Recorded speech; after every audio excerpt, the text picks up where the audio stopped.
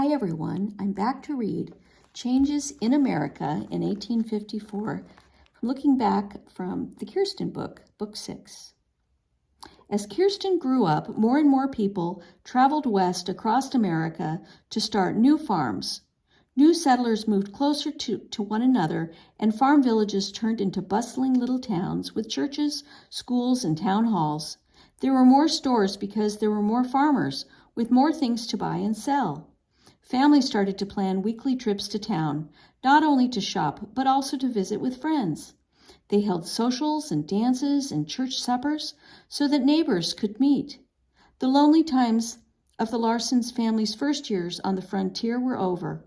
Farms weren't isolated from the rest of America either. The railroad, that iron horse that carried Kirsten and her family to the edge of the frontier, was linking cities and farms across the country. By the time Kirsten was 24 years old, the first transcontinental railroad in the world joined America from coast to coast. Because of railroads, farm families didn't have to make everything they needed the way the pioneers did. They could buy things directly from stores in faraway cities. Farmers would study a store's newspaper ads, then mail an order and money to the store. Trains delivered the mail, and the store sent out the things that the farmer had ordered on the next train. By the time Kirsten was a young woman, this kind of shopping started a new industry, the mail order business.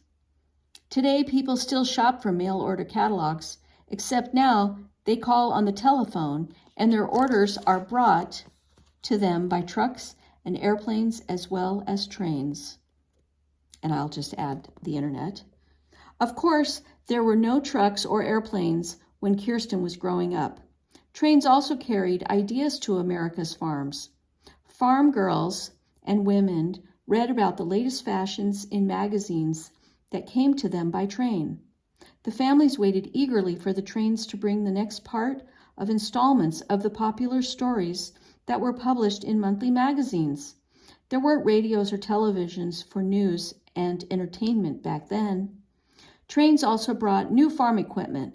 As Kirsten grew up, factories were making stronger plows and machines like thresholds and reapers. These machines helped the farmers produce much more food than the families could ever eat. So farmers sent their extra crops back to the towns and cities where they could be processed and sold.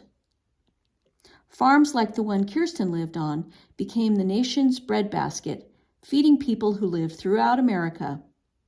Farms also got bigger and bigger until they were too big for a family to work alone.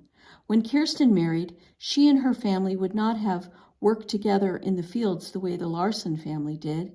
Instead, Kirsten's children would go to school, and her husband would work the land with the help of hired hands or farm helpers.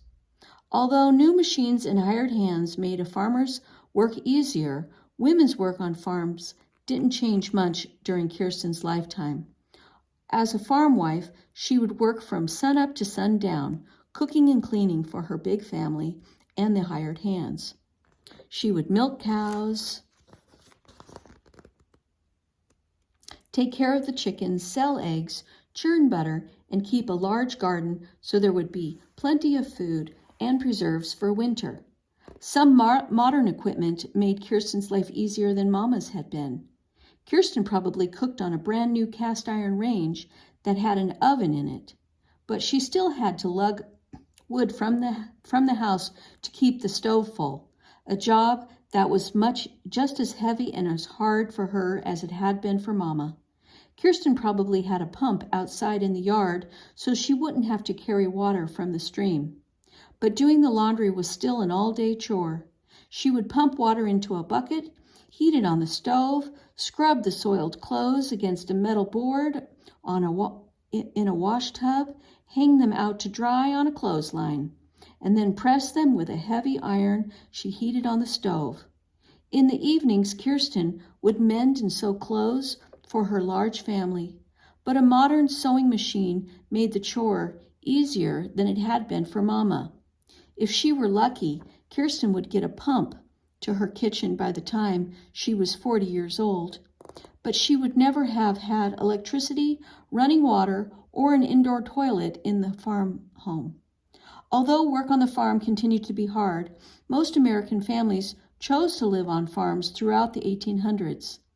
People liked life on the farm because they enjoyed working together as families on land that had belonged to their parents. After all, a chance to own land on their own was the main reasons that the family like the Larsens had come to America in the first place.